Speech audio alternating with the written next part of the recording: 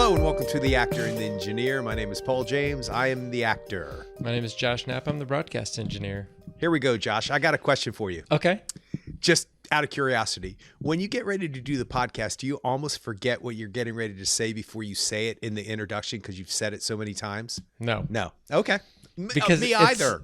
It's this soothing thing that's part of my being. Roteness. Yeah, and if I had to say something different, I would feel weird. But I don't want that. It never. Do you ever think about saying it and you're thinking, do I say my name is Paul James? Oh, I'm Paul James. What do I say there? And then it just okay. Well, I don't have like a conflicting sense of self. I think I'm doing okay. Who am I? What is my motivation? That is not what I meant, but I think it's hilarious. You're like, no, weirdo, scolding, no, child. All right, so here we go. All right. Well, so I watched a bunch of movies, but I've also watched a lot of TV, and I'm guessing you have too. So let's just get that out of the way. TV first? Yeah. Okay. We're doing a quick cuts, and so we haven't settled on a particular new movie to talk about, and there wasn't necessarily an old movie that we really wanted to dig into. So we're just going to talk about kind of what we watched over the last month or so. I watched the Beatles anthology, which I never watched in the 90s. I know it was on TV and all that stuff.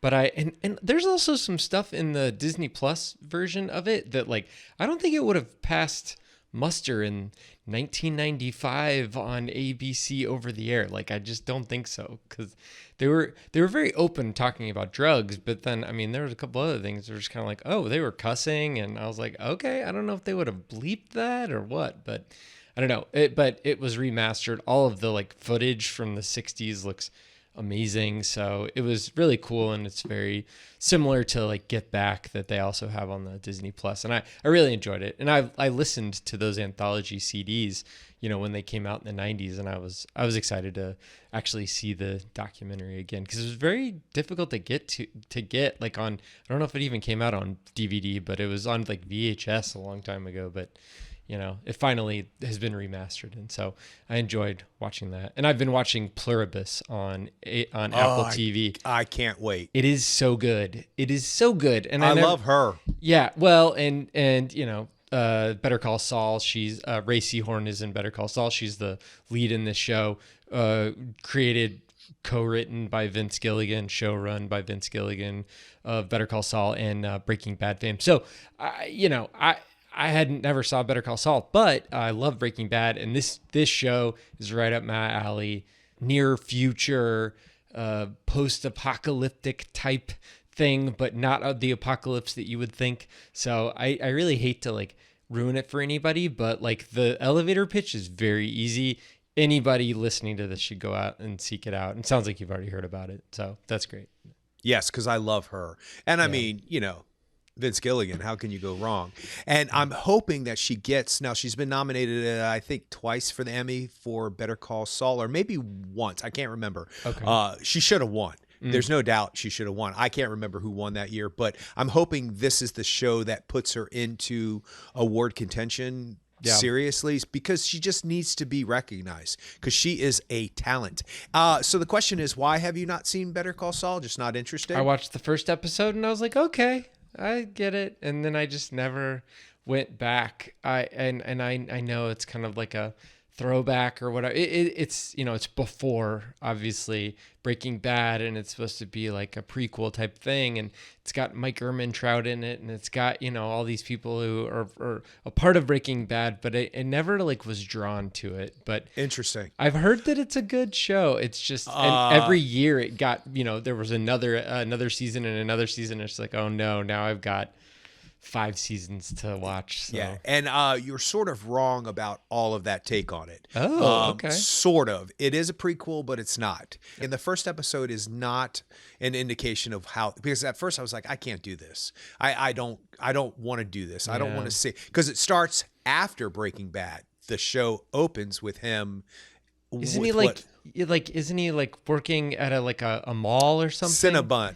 Yes. Okay. Yeah. I and remember that part. Yeah. looking over his shoulder. Yeah, the opening episode's kind of a con. It's kind of a bait and switch. So it's a great show. I resisted it for years too, just because I was like, nothing can beat Breaking Bad, and nothing. Not that those are in competition, but they're related. And I was like, I don't want to see some contrived connection and all that. But it's not. It's a cash grab, is what I kind of thought it would be. It isn't. It's extremely well done. He is so good in it, Bob Odenkirk. He's so good in it, and so is she. So it's worth seeing. All so, right. Well, that's what I've been watching. Okay, so I have done season 5 of Stranger Things, the first 4 episodes. Haven't watched it yet. Oh, I've heard it's really good. I need to watch it. So, yeah. Speaking of which, the first episode was a bit. I was like, it's a bit hokey, and I was like, am I going to be able to get back into this? It doesn't seem as much at stake because they're older. Not that being in that kind of peril shouldn't be an at stake situation, but then the second episode. So this is how I'll describe it. just getting slapped upside the face. I was literally shocked by it just because they make huge, bold choices. And episode 3 is great. And episode 4 is, I can't wait to talk to you about it because it is just, at first I was like, they're going to jump the shark. They have not. Okay. At least so far. And I don't, at this point, because the episodes were so strong. So my understanding is there are 4, then at Christmas there's 3, and then the last one is on New Year's. And I also heard they're going to be putting that out in theaters some places, like the last episode, the season or series finale. So that might be cool. Good, because a couple of the episodes are like an hour and a half. Yeah. So you're sort of watching a long movie, if you will. And I thought, they're going to have to land this plane. But after the 4 episodes, it doesn't matter to me if they land the plane or not. The ride it's really well done. Oh, that's great. And as soon as I saw Hopper, I wanted to say Hooper because I was thinking of Jaws earlier. As soon as I was like, Hopper, I'm good. You're like, it's Hopper. Hopper's here. We're good. So yeah, it's worth the watch. I also watched Adolescence. Yep, I've seen it. Ooh. I went through that in a weekend. It was, yeah. You can't stop. You can't stop watching it. Like for me, at least. Oh, it was tough. The first episode, I was like, it took me a day or two to get back to it. And it was a compulsion almost. I have to know. I have to know. I have to know. Are they going to tell us? Are they going to leave us hanging? Did he do it? Did he not do it? And then all of a sudden you realize each episode is really just individual episodes that sort of connect to the other one, and obviously there's a through line because we're talking about a murder. It's the same case, yeah. But it was sort of Rashomon seen from different people's point of views, and the young kid Owen Cooper, who won the Emmy, deserved because at first I was like, did he do it? Did he not do it? He did it. No, he didn't do it. He didn't do it. Did he do it? No, he did for the friend. What? I'm not sure if he did it.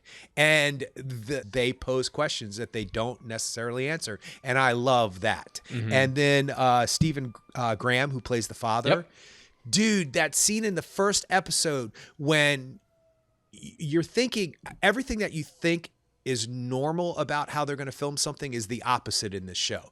So the young kid has bruises and cuts on his hands, and he also has bruises on his body. So they have to strip search him and take pictures. And of course, you're not going to see that from a 13-year-old point of view. Obviously, you're not going to see that strip search. But I would have thought they would have shot it from his head down, him taking his clothes off, something. But they don't. The camera turns and look away. And shoots the father the whole entire time. It's on the father's face, and that is devastating. That's acting. When people ask me now, I'll say, go watch that scene in Adolescence because you understand exactly what he's seeing, exactly what he's thinking, and nothing is left up to the imagination through his eyes. You got what's going on. The devastation of having to see his kid at 13 naked, the devastation of where are those bruises coming from? You can see it on his face, and he doesn't say a word. He has a great last episode too, and he won the Emmy too. And then the third episode with the lawyer. Yes. Her name is Erin Doherty, and she won the Emmy too. Yeah. And she's in one episode, and she was sharp. When he comes at her, when the kid comes at her and she backs up, she's simultaneously afraid, defensive, and all of a sudden she's like, uh-oh. This is a clue of what's going on. But at the same time, she kind of like stands her ground. Yeah, she kind of bucks back a little bit, but not. She like holds her own, but is also, you feel that visceral fear that she has. Yes, and I don't think she felt that fear until that moment, because obviously they've had some form of relationship. She knows he likes hot chocolate. She brought a pickle sandwich that she knows he's not going to like, so forth and so on. But and there's she has a professionalism to her, and then he breaks through that professionalism. Yeah. Well, she keeps saying, I'm not here. Back up. Yeah.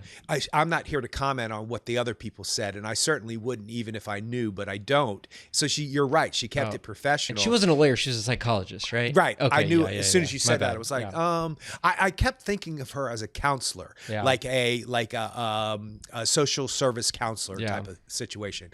So yeah. Just for those 3 performances alone, and the mother and the daughter, they're all superb. It's worth the watch. It's tough. It is difficult. Yeah. Yeah, it's tough, but just get through it. And I'm going through the Gilmore Girls again. Yay. Okay. It's funny. That's a funny show. It's witty. It's smart. It's sharp. The acting is really well done for what was a WB show. Not that there's anything wrong with that. A little less politically correct than I remember it to be. Like it's 2002. They used some terms that I was like, yeah, that wouldn't float nowadays. Yeah. And they use the R word instead of special needs. Obviously, that really wasn't a thing back then. But the way that they use it was shocking to me. The young girl who is wanting to go to Harvard, she has to do community service, and she has to find herself a special needs person. But she doesn't use that term. Yeah. And it seemed innocent, I'm sure, at the time, because that was just normalizing. That was just normal. But I also am proud of us as a society that there's a wince when you hear certain things. They talk about somebody's weight in a very off-putting way. And now we've kind of improved on that. 1 step up, 2 steps back. People are trying to bring us back to that. But we are, once you're past that kind of stuff, and once you know that those words are not great, but that's not really the point. The point is that that's a special show. And 25 years later, people are still talking about it. Generations are watching it. Men, women, children, gay, straight, boy, girl, black, white, all of the above are watching that show because it's clever and it's funny and it's witty. And some of the jokes I don't remember being I don't remember laughing out loud as much as I did this time. I mean, maybe because I'm older. I don't know. I don't know. Some of the jokes were so quick, I maybe missed them, you know? So it's my comfort food for TV right now. Nice. If I can't figure out what to watch, or I'm not in a mood to like turn on something new, I'll go to the Gilmore Girls. And then next will be Downton Abbey. And I will go all the way through the 3 movies. And I think my TV watching will be done for a while. So we'll see. Yeah, that's a lot. I mean, I've been trying to watch movies more frequently, and it did help that I bought a bunch of movies on the Criterion sale. So I was like, you know what? If I buy them, I will watch them. Yeah, sure. So I have to watch them. And so, it's like, so I did. And it's not like it was, painful. We talked a little bit about it's not a chore. Exactly. We talked a little bit about like when we did the Frankenstein episode that I bought Nightmare Alley, and I watched a bunch of the special features on that, and I've been listening to I've been like going on a walk with the dogs and like listening to the commentary, which is really cool. Which it's like if you watch a movie then you immediately listen to the commentary, you don't necessarily have to watch the movie again. You can kind of be like, oh yeah, this is that part. Like for me at least, it's like very fresh in my mind, like each particular scene. So hearing Guillermo del Toro talk about each of these scenes, there's a reason for everything, whether you agree with it or don't, or like it or don't, like he's very intentional with his choices. And so like that to me, it gets me excited about watching his movies because he's not just like sleeping through the process. No, you can tell he's not. Yeah. Exactly. And even to the point where like a lot of he talked about multiple times in the commentary that like there were certain things that were set dressings that he bought with his own money that were of the time, of the period, because he's really into that stuff, just like in general. And so he's like, you know what, I'll just buy that and keep it, and we can use it in the movie, and then I'll just have it in my house afterwards. So it's probably a tax write-off too. I'm sure it is. He's probably figured it out. I wanted to start with a correction because for some reason, was saying Jacob Elordi, and you never corrected me. It's Elordi. It's Elordi, yeah. Yeah, which you said correctly on the podcast. And I went, wait a second, why does that sound right? And what I was saying sounded wrong. I was for sure what his name was. So also, I saw an interview with him. He's doing like an actors roundtable. And he said that, you always hear stories about actors and they say, oh, you're too tall, you're too thin, you're too this, you're too that, you're too old, you're too this. You're never going to make it, blah, blah, blah, blah, blah. There's multiple stories. Adam Sandler has a famous one. And Jacob Elordi was telling a story about how when he was in an acting class or something, somebody came to him and said, you're this tall and you're this lanky and yeah, you're good looking, but really the only thing you'll ever be able to play is Frankenstein's monster. And he just kind of went, and now he's sort of a front runner for an Oscar. He is started to pick up all the critic award nominations. Supporting, yes, okay. Correct. Yeah, correct. All right, yeah, that makes sense. And Oscar Isaac was also nominated for the Golden Globe. So what do I know? Okay. So Elordi. Yes. I'm so glad you brought it up. Elordi, yes, definitely. I also watched A History of Violence. Oh, again, wow, tough. Yeah. Tough. Which that also has a good commentary to it. And I watched Rebecca again about that, finally. That was Alfred Hitchcock's first Hollywood movie. So, and then we've talked about a bunch of his other films. And I watched a couple of Westerns, My Darling Clementine and Winchester 73. Winchester 73 is James Stewart kind of being a cowboy, and the premise of the movie is interesting in that it follows this rifle through a Winchester 1873 rifle through multiple people. It's a very sought after gun. And then it kind of goes from person to person to person, and you get to meet all these people. Some of it is a little bit problematic in that, like, looking at it from 2025 eyes, Rock Hudson plays an Indian. They did that. They did it a lot. They did that a lot. Yeah, it was young. So, like, I think it was one of his first roles, but it was just kind of like, hey, look at that guy. Make him an Indian. And it's like, it can't be any worse than John Wayne playing Genghis Khan. Well, there you go. That's terrible. Or Orson Welles playing Othello. Yeah. Yeah. That's a bad beat. Come on, man.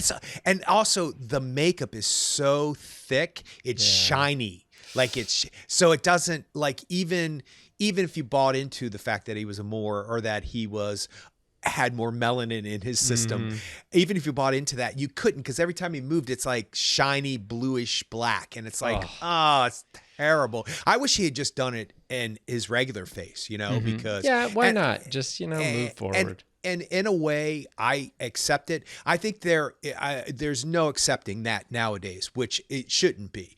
But, not to justify anything, and certainly to not stand on that side of history and say it was correct. But I think there's a little bit of difference between blackface and that. I believe that, I think it happened. It's blackface, no doubt. But the intention was different, in my opinion. No, I think that it's like, you know what? Here's an up-and-coming actor. We're going to put him in the, fifth name on the call sheet and then move forward. But they weren't necessarily like reaching out to the Native American population to like bring them into Hollywood at that point. Totally. And that's always the thing. That's the thing, like when they were talking about trans actors and Scarlett Johansson quitting or getting fired from that job where she was going to play a trans person. And she said, I'm an actress. I should be able to play anything that I want. I agree with that. And I agree that a cisgender person can play a trans person and vice versa. I have no problem with that. I think the question is, why are those people, trans people, not in the conversation and not being auditioned and not coming in the room to see if they are the best person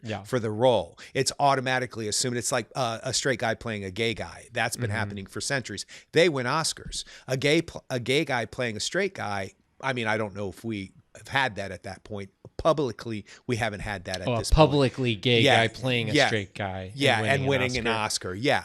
So I get the problematic issues behind all of that, but I also believe that we have to look at the intentions behind things. And I think Orson Welles just big-headed anyway, that he thought he was, literally. He's like, I can play anything, literally anything. I could play anything. Yeah, I could play chicken noodle soup. All right, good luck with that. I also got the new version of His Girl Friday, which is one of my favorite movies of all time.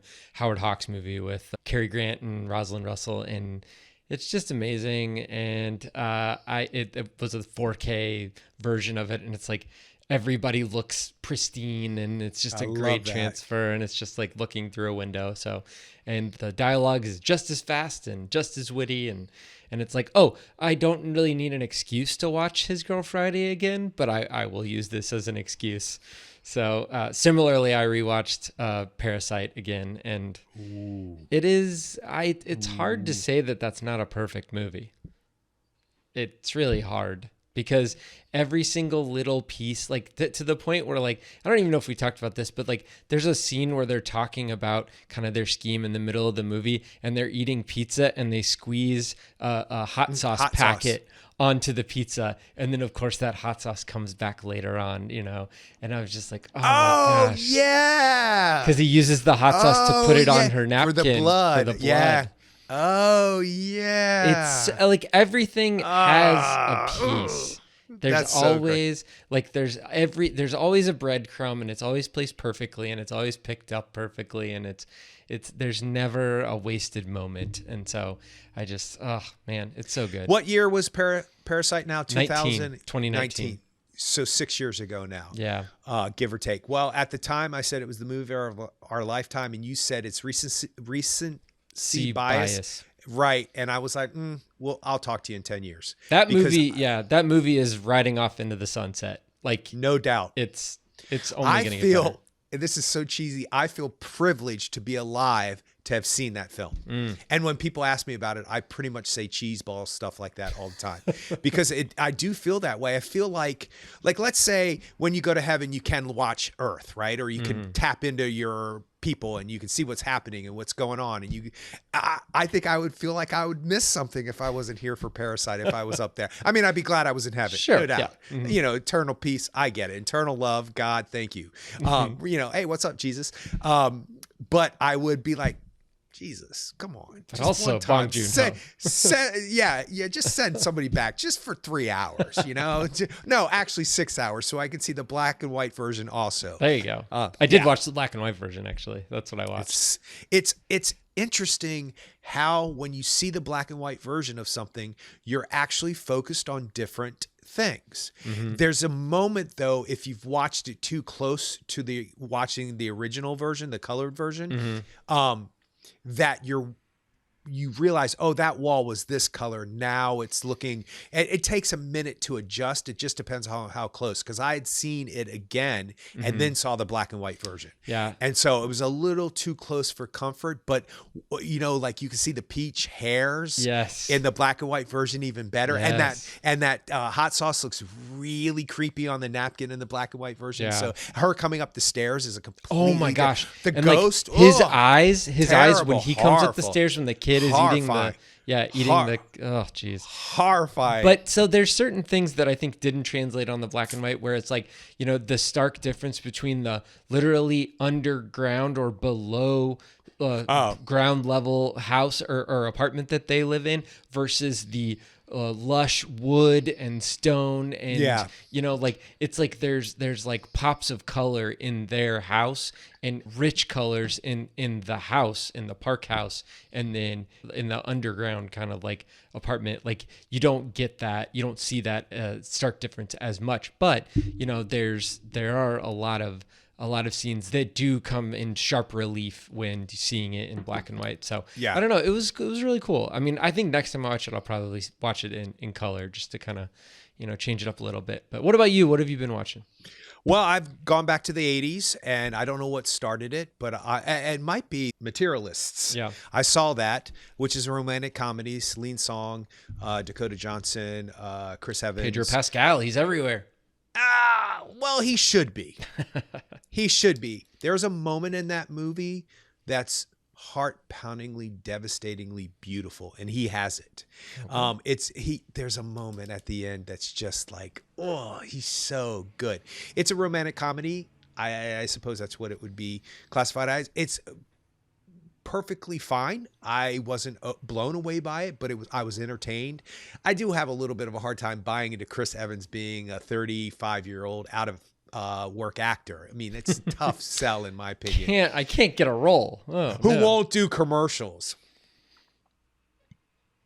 Dude, you can sell toothpaste to a dentist. Yeah, like, come on, dude. Like, you're Chris Evans. You look like that. You could work it. There were little plot points that I thought could have been tweaked just a little bit, but that's just my own mind working, because I think Celine Song can write a movie. And I think for a romantic comedy, which you could call the other film, what's the one that was Past Lives. Past Lives. It would have came to me eventually. Which I would call sort of a romantic comedy also. A little bit more serious. Awkward romantic comedy, yeah. And this one's not exactly not awkward. This one just deals with subject matters that I didn't know that there were dating services where you could hire somebody that would hook you up with people and that kind of stuff. I don't know the premise. It's like a headhunter for a date? Yeah, basically. And that's what Dakota Johnson does for a living. And they're celebrating the who have matchmaker. Married. Yeah, matchmaker. Yes, thank you. And it's clever. It's cute. It's there's nothing crazy great about it, but it's not going to like offend anybody. And it's certainly like, sure, on a Saturday morning when it's raining outside and you don't really want to get up. Yeah, it's a great movie. And then for whatever reason, I started thinking about leads in romantic comedies, and I started to think about Moonstruck, and I started thinking about Holly Hunter and Broadcast News, and I started, oh wait, didn't Cher and Holly Hunter compete for the Oscar that year, and Cher won, and I think that's Holly Hunter's first thing. So I watched Broadcast News, and I have not seen that in decades. I don't know if you've ever seen it. I love it. I own it. Yeah, it's right back there. Clever, witty, fast, funny, poignant, sharp, odd, like those cry things she goes through every morning. Oh yeah, when she unplugs the phone. Yeah. Yes. Oh my gosh. That's the first thing I think about, and then I just think about like the awkwardness of Albert Brooks. Everything. And also the like ditziness of John Hurt. And how they introduce it. Sorry, William Hurt. Sorry. How they introduce his character to, like, with the flashback. And, it's just like, wow, you're just never going to be able to do anything but look good and read the news, essentially. And the dad's fine with that. Yeah. He's like, yeah, at least you got something. At least you got something. So yeah, I hadn't seen it in a while. And James L. Brooks is definitely, you remember how we were talking about left to center, and you said, do you mean politically, when I was talking about Begonia? Off-centered is what I should say instead of left to center, because I mean off-center. And James L. Brooks, he's just off-centered. His movies don't. But he makes popcorn movies. He makes as good as it gets. Which is off-center. Yeah, that's true. How do you write women so well? I imagine a man and I take all of these qualities away, and that's how I get a woman. I mean, it's off-centered. It's got some tough things. I mean, remember what he says to her when they're at the dinner, they make me go, they make me go get a dinner jacket, and you can wear any old house dress that you want. Yeah, he's horrible. He's a horrible human being. I mean, the lesson is learned, obviously, but they're off-centered. Terms of endearment, off-centered. I don't know if I can watch that. I've heard that that's just so sad. Well, I don't know. It's as funny as it's sad. But it's just off-centered. There are some weird, quirky characters that you go, people like that don't exist, but they do, and that's why it's so odd, because you're like, what is Shirley MacLaine and Jack Nicholson and Danny DeVito doing at a dinner party to try to seduce Shirley MacLaine? What is happening here? Like, you're like, what? So anyway, Broadcast News, it's a fantastic film. It holds up. It's interesting. It kind of predicts some of the future of television and some things that have happened. And I just put it together. Broadcast engineer. Duh.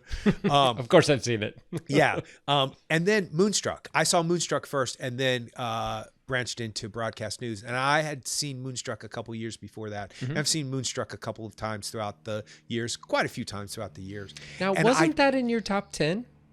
No. It wasn't. Okay. I was trying to remember if it was. No. Okay. No. I could see why you thought that. Yeah. Okay. Silver Linings Playbook is in my top 10. Well, of course, yeah. I love it. And Jennifer Lawrence is just got a nomination, Golden Globe nomination. For the Lynn Ramsey movie? Yeah. And, first of all. I've heard that's real tough to watch. I mean. Yeah.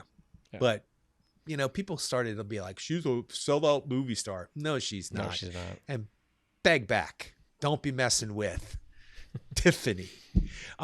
Anyway, so I always watch Moonstruck thinking I'm going to not think it's as clever and as funny and as witty and as sharp and as stunningly emotionally beautiful as it turns out to always be. And I'm like, this movie should not have added up to this. And we talked about this one time, that it unfolds like a play, which makes sense because John Patrick Shanley, he's a playwright too. And, but I was thinking, oh, that's interesting because I think Broadcast News was nominated for picture, screenplay, and actress. But Moonstruck won screenplay, actress, and supporting actress. Yeah. So I thought that was interesting that these two movies were toe-to-toe, and they were both big hits. And there's just something so charming about Cher's performance in that movie that I'm glad we have that to watch the rest of our lives. She's funny and she's sharp, and you know, Nicolas Cage is not my favorite choice in that movie, but I accept it for what it is. He goes for it, though. He does go he really for does it. Go for it. And I usually accept bold choices. I'm just not a big fan of that. He lost his hand speech. I just, something about it doesn't, it works because of the young lady who works in the bakery. You see this man? I love this man. That whole scene works because of her. And then Olympia Dukakis. I completely forget every time I see the movie her sub-vocal noises that she does. Do you remember? She always goes, and then she's like, points her finger, I want to talk to you. It's just movie magic. And I'm glad, and talk about off-center. It's a little off-center itself. Yeah. I'm just glad that those movies exist. And I'm glad that when we rewatch them, they hold up. It makes me feel like I'm watching it for the first time. So yeah, I did some 1987 stuff. That's great. Wow. I mean, that's awesome. I did just get finally, it's been like on back order or whatever. I did just get Eyes Wide Shut on 4K, and it was an interesting watch because I remember watching, I had the DVD. I never bought the Blu-ray or anything of it, but I had the DVD of it, and I didn't really remember this, but the way that Stanley Kubrick shot it and the way that the film was processed, it was shot with very limited light, with sometimes just available light. I don't know if you remember the first scene where it's like the dance party type thing, and it's all like Christmas lights. There's only practical lights. There's no supplementary light. And so how Kubrick dealt with that was that he shot it with a fairly fast film, so it exposed pretty well, but to get it to be the right light level in presentation, he had to process the film to where there's way more film grain. It makes it brighter. They have to process it multiple times, and they essentially they call it post-processing. So the grain that's in this movie, in this 4K, is so present. It is like that those scenes where it was like a wall that's just washed in this kind of white light was essentially just dancing green and red and blue and just like all of these different colors just dancing on the wall. And it's not, how like it's like, oh man, that looks grainy. Like this didn't look like grainy in a way that was accidental. It was completely intentional, and there were certain parts of the frame that I saw things that I had never thought that I would see, and there were scenes that looked more realistic due to that grain, and that livened up the film based on that grain that I was not expecting. Because the movie is it's kind of a slow movie. It is a slow movie, and it is. How long does he follow what's her name down the street before he goes into the place where Domino? What do you mean? Yeah. Like where he goes into her apartment. Yeah. I mean, they just talk for a little while, but he's kind of like walking down the road. That's another scene where it's way more obvious now that I'm not watching it on a DVD, that he's walking in front of rear projection. And I'm just like, oh my gosh. But that, like, when you see that in like a, old Kirk Douglas movie or something, you're just like, that's the movie. Like, we're making movies here, people, and that's what they're doing. Like, this is a dream. We are getting this guy out of his world. Tom Cruise is going through something that is outside of his world, outside of his life, and he's trying to confront it. Not very well, but he's trying to confront it, as that character. So that part, to me, it made it seem like the artifice was there. And it kind of looked the same as all the other DVDs that I watched, that year, whenever it was, early 2000s. And now I can see the kind of focus that Kubrick was putting on that. And, it's not my favorite Kubrick movie, but it's still a Kubrick movie.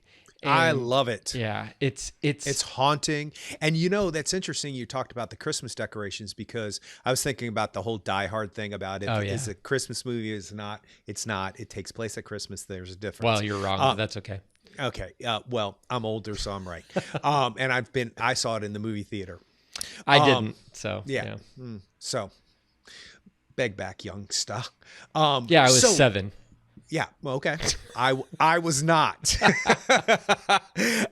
But I noticed that, and I was thinking about Eyes Wide Shut. It's not a Christmas movie, obviously. It's set at Christmas time, and I always thought that the decorations were haunting more than beautiful, like Christmas decorations are. They have a starkness to them. Yeah. But they're also bright. There's always a tree. There's always a tree.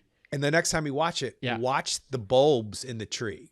They're never the small ones. They're never all white. It's the multicolored mid-grade ones. And the way he makes them look is simultaneously haunting and scary. And I don't want that in my house for Christmas at the same time. Hey, let me ask you a question. Was this version, because I heard they redid a version where they took out the stuff that the studio blocked out. Oh yeah, that's not been in it for a while. The DVD that I bought like in the late 2000s had the international cut in it. Yeah. Can you imagine what Stanley Kubrick would think of Poor Things? He would have been like, excuse me. No, well, yeah. So I think that like they knew that they were going to get an NC-17 rating, but I don't think that the people at Warner Brothers wanted to cut a frame of that movie. Right. Like they didn't want to remove a portion of the movie that Kubrick had blocked. So the only way to get around that is to put these shadow CG, people. Yeah, CG people. Some of them I did see, like one of the extra features of the Criterion 4K is that it shows like side by side like the two different cuts. Oh yeah. And so you can see like some of them are like people in cloaks, some of them are just like kind of like a person in a cloak with a naked person next to them. I mean and they're covering over it's not even that egregious compared to today's, standards. Like you said, short bus. Yeah. Well, but that was, but the, even like you said, Poor Things, or, there's other movies that are, I mean, that's the other thing is that like I think the NC-17 is not necessarily a death knell anymore, because things will show up on streaming and not even go to a theater. So who even, like, the MPAA doesn't even need to weigh in on movies anymore, really, if a movie's never going to hit a theater. So yeah, exactly. Yeah. Have you seen the new hockey show Rivalry? No. I skipped through it. I wanted to see. Okay. I'll go back and watch it because it looks interesting, but I wanted to see these scenes, and they are real. They are real. And so I think Kubrick would have been like, yeah, this is what we're allowing now. Come on. Like, I want to go back in time and fix my movie, damn it. Well, it was out there, and now people can see it the way, like the cut that he had. I've never seen it. Okay. I don't think really I've missing much. I mean, there's really not. Sure, but and I mean, like the music. The best part about that scene is the music.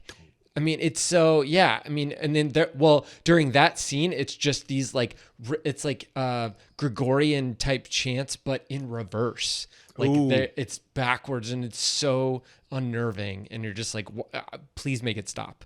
So yeah, it's crazy. But yeah, no, I mean, it's definitely worth a rewatch if you haven't seen it in a while. But yeah, I will now. Not anytime soon. I did watch some new movies, but I didn't know if you've seen any like newly released movies. I have, actually. Okay, what'd you see? Well, I just saw Jay Kelly. Ooh, yeah, I need to watch that. Yeah, you do. Okay. Yeah, being a movie lover, you do. Okay. You do. It's very meta. It's very Noah Baumbach. Is Adam Sandler serious in it? Okay, let me tell you something. I was going to get there. Sorry, I had to stop you for just a split second. I just wanted to give everybody else their due before I go. Adam Sandler is the best supporting actor of the year. Whoa. He deserves a nomination. It's going to kill me even thinking about it. Oh, wow. His work is stunning. It's so heartfelt. There's not a moment he's on screen that you don't understand exactly what he's thinking, exactly what he's feeling. Not a moment. You know how when you see something and you interpret it one way and another person interprets it another way and you go, oh, okay, yeah, then that's just my personal take on it. His performance is so on point, pitch perfect, that there's no misunderstanding what he's thinking and feeling. And you know what he's thinking and feeling at the same time he's thinking and feeling it. You're not in front of him. You're not behind him. You're not wondering. There's a moment with him and Laura Dern, which is stunning. She's in it too. There's a bunch of people in it. Billy Crudup does a nice job in the 2 or 3 scenes that he's in. He's got one really impeccable scene. I did hear people saying that he was going to get a nomination, or I wouldn't be surprised. I wouldn't be surprised. He does that thing where people say, "Can you cry on cue?" And it's sort of that scene, and he does. Oof. And it's heartbreaking. It's heartbreaking. And George Clooney is really good. He'll probably get his umpteenth nomination. The movie is a little self-indulgent. The movie's a little narcissistic. The movie has some movie moments in it, but I think that's on purpose. And when you see it, we could talk about it in the future. But I'm telling you, Adam Sandler will receive his first Oscar nomination. And let me tell you, if he won, it would be well-deserved, and he's my pick this year. I don't care if he's nominated. He's so good. Oh, wow. He's so good. There are 2 moments in that movie. I can't even think about it without getting emotional about it. He's so good. Like lip quivering good. Jeez. So, and I'm proud of him too, because we love him. Yeah. And we've known him as an actor. We know he's an actor. Well, and I mean, I just recently rewatched Punch Drunk Love, and I mean, even so seeing him seeing him in other films, and I have not seen a lot of his Noah Baumbach stuff. I haven't seen Meyerowitz Stories. He's good. And isn't he in another one too? I think he's in another one. I can't remember. Yeah, but either way, of course, there's Uncut Gems, which that's a lot not. of people. Yeah, it's not Baumbach, but yes, Uncut Gems tells you that he can play what he needs to play, and that's I mean, he's a real actor. Like he's also funny, but he's a real actor, you know. And he's not funny in this, but not like what you think. No, he is, but not like how you think. God, he's so good, Josh. Oh, wow. I was like this. I can't. I was like, I can't do it. And I was in such a good mood when I turned that movie on, and I wasn't in a bad mood afterwards. I just felt like, you know me, I'm an emotional person, and I have the ability to feel things deeply.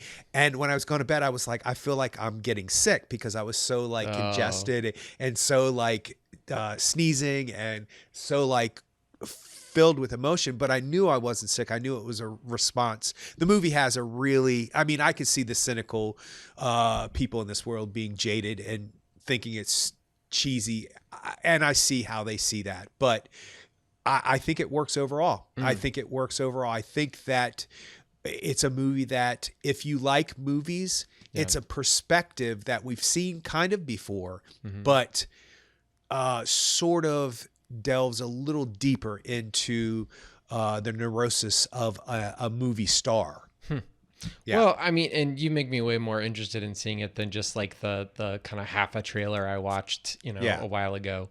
So yeah, I'm excited about seeing it. It has a lot of good supporting characters in it too. So it's when you got Laura Dern as a supporting character in your movie. Yeah, and she's and Greta Gerwig. Wow. Yeah, of course. And Eve Hewson. I don't know if you know her yet. Okay, yeah, she's good too. I was like, I'm so glad Bono's daughter doesn't suck, because I would hate that. No, she's good. She's got it, whatever. Okay. And she's beautiful. And she looks like a real person. Okay. I love that about her. She looks like she could walk off the screen. She's beautiful. And she's got those deep blue eyes that he has. They're stunningly blue, and she's gorgeous, but she looks accessible. And she has a really, really nice scene in this movie. So good. It's worth watching. Yeah. I watched a couple movies in the theater. I watched The Running Man, like opening night, and I was excited because it's an Edgar Wright movie, and it's kind of Edgar Wright doing a Hollywood movie. And Stephen King, based on the Stephen King novella, and starring what's his name? Glenn Powell. Glenn Powell, yeah. So and it was okay. It was just fine. And there were some funny parts, but like it just was, I was expecting a little bit more out of it. There were some pretty cool scenes, like when Michael Cera's on screen, like it's really fun. And he's playing a very specific character, and he knows how to play it, and you're just kind of like along for the ride with his character, and I really do enjoy that part. And there's some stuff that like it hews way closer to the book, I guess, than the Schwarzenegger movie, which I do enjoy, but sure. But it's just the Schwarzenegger movie is kind of like it was on HBO, and you could just like start it at any moment and watch it. And maybe this movie would be a similar thing where you're like, oh, look, it's the scene that's where he's about to do this. And it's like, okay, fine. But it's the beginning is really rough, where it's like trying to set up the premise and trying to set up the like, here's why I need to do this. And it's just like, it's like pulling teeth, and that's dying the part, daughter. Yeah. Yeah. Blah, It's blah, the blah. part that really just kind of like, I don't know, it kind of bummed me out initially. And then it kind of got a little bit better as the end of the movie goes. And it's pretty meta in a lot of places as far as like social media and, television and attention grabbing things. So Richard Dawson in the original movie is kind of like the head of everything and the host. Coleman Domingo plays the host, and he does a great job. I mean, he knows what he needs to do. But the head of the whole thing is Josh Brolin, wearing these like huge chomper teeth, and he's pretty good. And I'm actually halfway through the new Knives Out movie where Josh Brolin is in it. I can't wait. Yeah, it's good so far. I mean, it's doing a lot. It's doing a lot. But Josh O'Connor's actually pretty good so far. So that's his name, right? The guy from Challengers? Yes. Okay. Yes. Yeah. So I watched The Running Man. It was okay. I watched Nouvelle Vogue. That was actually on Netflix. And since we've seen Breathless recently, I think that you will appreciate it a lot more and if I would have watched it just like out of the blue, like I would have been like, okay, this is fine. But it's pretty cool. There's some like winks and nods. Yeah. I started it to give myself the reminder to continue to watch it. Yeah. I do that sometimes. I'll watch like the opening credits. Yeah. Or I'll watch like a minute, so it goes to my reminders, so it's on my list of, hey, continue watching. Yeah, exactly, because I'll forget. There's so many different things, and all the holiday baking shows and stuff are on right now too, so I'm all about that too. But I have 1,000 things I want to watch. Episode 17 of season 2 of the Gilmore Girls. You're like, let's do it. Yep. No, I get that though. Every That's once in a the while one. you just want to watch something that's like low stakes. But I decorated for Christmas with the Gilmore Girls in the background, kind of listening it as a ray. And I kept laughing because I was listening instead of watching, and sometimes you hear and see things. But anyway, go ahead. No, yeah. So Nouvelle Vogue was good. I mean, it's a Richard Linklater movie. I mean, he's got 2 movies that he's releasing this year. So, with Nouvelle Vogue, he's kind of like doing a kind of, I guess it'd be like a revisionist history type thing of like, this is what it could have been like when they shot, when Jean-Luc Godard shot his first movie, which happened to be Breathless, which was the beginning of the French New Wave, somewhat the beginning of the French New Wave. I mean, I know Truffaut did like 400 Blows before that, but it's the way that they kind of characterize each of these, famous critics turned filmmakers like Eric Rohmer and Francois Truffaut and Jean-Luc Godard, that kind of thing is interesting to me because it's like, yeah, these were real people, but whereas like when we look at them, we just look at like the shelf of French New Wave movies and we're like, oh, well, I mean, these are revered films. And it's like, yeah, but these guys were like jealous of each other and they were, like trying to do something real in a time when they felt that nothing was real and, they were real, but then at the same time, they were kind of like putting their money where their mouth was, it's like, hey, I don't think that cinema is arresting right now. I'm going to have to do my own thing. I'm going to make it. Yeah. I'm going to make it. And how am I going to make it? I'm going to do it in an unconventional way. So that part was kind of cool to me. And of course it's very rose-colored glasses as far as like, Sure. Oh, they didn't have the script, or they threw out the script, or they decided not to shoot one day. They've got 20 days to shoot. One day they were just like, well, no, we're just not going to shoot today. And it's like, oh my gosh, like imagine somebody having money to shoot their film and then just being like, no, we're not going to shoot today. It's like gone fishing. Yeah. So there's some, and they used all French actors, and Zoe Deutsch played Jean Seberg, but and she does pretty well going back and forth between French and English and all that stuff. So, but yeah, it was fine. It was well done. And I don't know, it was a nice, like kind of a wind down one night when I was, eating dinner and watching it. So that was nice. The last movie I'll talk about is No Other Choice, which has not come out yet, but I was lucky enough to be able to go to a special screening with a Q&A and all that stuff. And it was really good. This is Park Chan-wook, and he is, I rewatched Decision to Leave like earlier this year, or maybe it was late last year, and like it clicked for me. And this movie, I didn't have to watch it twice for it to click. It's really well done. And we talk about tone all the time, and it's like, oh, these, whether it's Quentin Tarantino or, like filmmakers that can like deftly move between tones. Paul Thomas Anderson's a master at it. How can One Battle After Another be insanely hilarious and utterly serious at the same time? How can you have this, this scene between Sean Penn and Chase Infinity that has so many stakes, but is also like she's making fun of his tight shirt, and it all fits into the same bowl. Why is your shirt so tight? That's so great. Out of nowhere in a way. Yeah. Because she knows it's needling him. She knows she can get under his skin.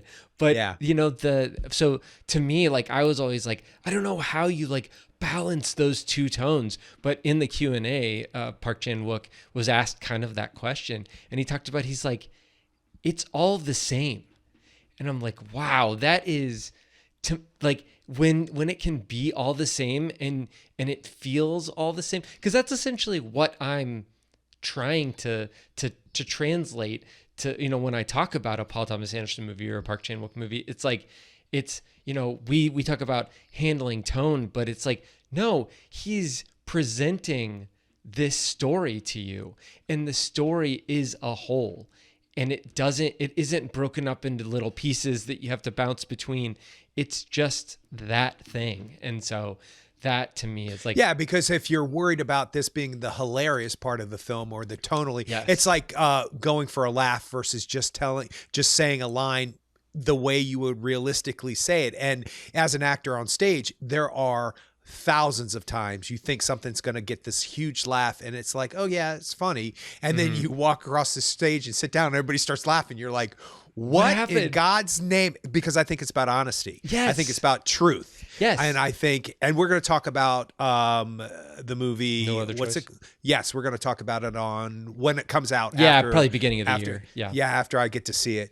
So yeah, it's about truth, and anything honest and truth, good, bad, or indifferent, haunting, scary, hilarious, serious, sexual, anything truthful rings to people differently than setups. It's like when you go for the laugh or you go for the absurdity of the situation just because of the absurdity and don't find the truth, it never lands. It never lands. Speaking of tones, Jay Kelly has some tonal problems. I think I mentioned that, but it has, I don't think it switches as easily as what you're presenting. Well, and I think that the fact that you're talking about it switching is I think where Park Chan-wook is like, this is like, life doesn't switch tone.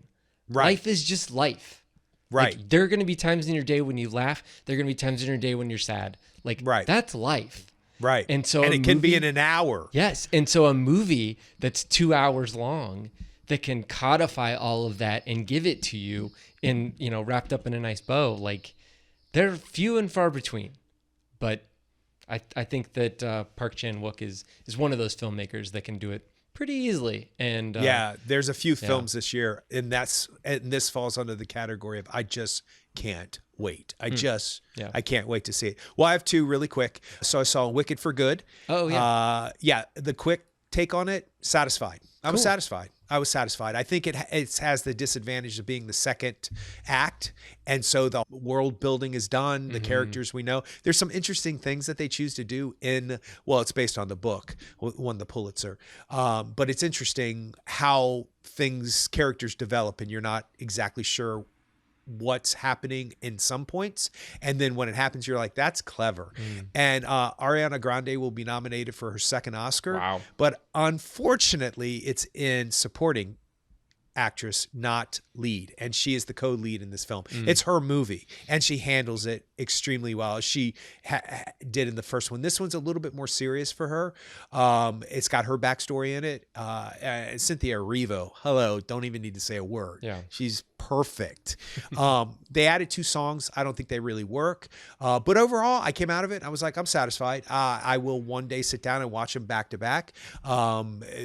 The production value is beautiful. This one's a little darker in tone. There's some interesting callbacks to the first film, a little too many in my opinion, but it was touching, and I was satisfied. At the end of it, I was like, okay, yes, worthy conclusion. I'm good. I can't complain. Do you think that they added 2 songs so that one of those 2 songs could get nominated for an Academy Award? Well, if that's the reason why they did it, I'm okay with it, because it's Stephen Schwartz and I love Godspell and he can do no wrong. So I don't give the man an Oscar nomination. I'm fine with that. But if that's the reason why they did it, I know it so bothers me a little bit. Yeah. Like, it just bothers me. They're just checking the box of like, it's a musical. Let's add another song so that we can. And every adaptation of a Broadway musical into screen always adds a song. I think Chicago didn't do that though. But mostly they do. And I think Evita did it, and that song won the Oscar. So I don't really care one way or another. I mean, I wish the songs were more of a standout for me, and maybe it's because, I don't know, I just felt weird during those songs and I couldn't figure out why. So I asked my friend who's an expert, hi Heather, and she was like, yeah, those are the 2 songs. And I was like, I could tell they were added, or maybe I just had a sense about it. It's not that they were bad. They're handled very well by each of the actresses have one of those songs, and they're handled extremely well. And I mean, Cynthia Erivo, whatever, just sing. She could just sing, and it doesn't really matter whether or not the song is good, bad, or indifferent, or written for an Oscar. She's singing it, and that's all that matters. It's the same with Ariana Grande. They're both extremely talented. So satisfied. And the last film that I wanted to talk about really quick was Train Dreams. Have you seen this? I need to watch it. It looks like I need to strap in for sadness. Yeah, but no. Yes, but no. Yes, but no. I won't say much about it. It's beautiful. It's haunting. Yeah. Joel Edgerton is slotted for his first Oscar nomination. And once again, I do have to say, it matters not. Oscar nomination or not. Really, it doesn't. It's just a nice little way to emphasize to people that they should see something because, it was nominated for an Oscar. Yep. That the finger quotes mainstream moviegoers, sometimes that allows people to open their mind to something that might not have been opened to something else, like a musical or Brokeback Mountain or Parasite, because it's in a different language and subtitled. So yes, so Joel Edgerton, and Hollywood loves him, and we love him, and we've been watching him for decades now. If and when he gets the Oscar nomination, it's going to be a worthy nomination. He holds the screen.